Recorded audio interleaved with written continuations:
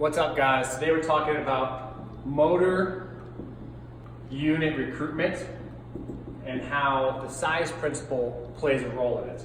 So, motor unit recruitment. We're talking about the size principle, talking about how motor units are recruited.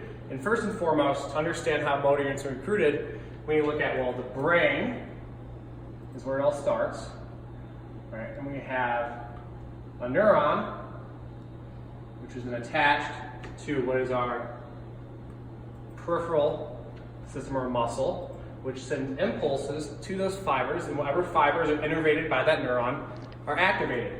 So it starts with an impulse from the brain, travels down this neuron, and then again attaches to our fibers here.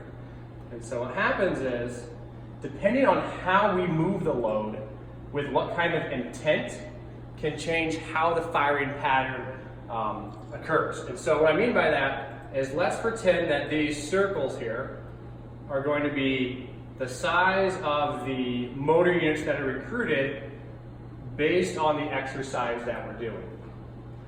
We'll make them nice and big so everyone can see. If we have a situation where we're lifting a submaximal load for submaximal effort, meaning I'm lifting 60% of my 1 RM with 60% of the speed that I possibly could do it at, we have a submaximal motor unit recruitment.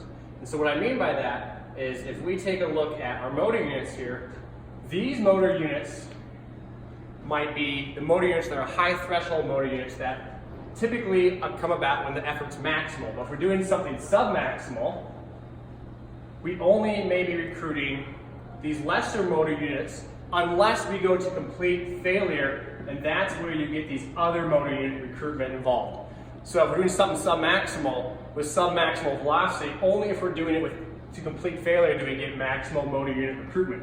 However, if we do something with the intent of moving it maximally, the research has actually shown that we'll actually recruit these guys before failure. If the intent is ballistic, we actually recruit the higher threshold motor units. And so what we can think about now is, when we have ballistic maximal intent actions, we're actually challenging our high-level motor units to reduce the threshold at which they're recruited, so it becomes accessing these motor units a little easier.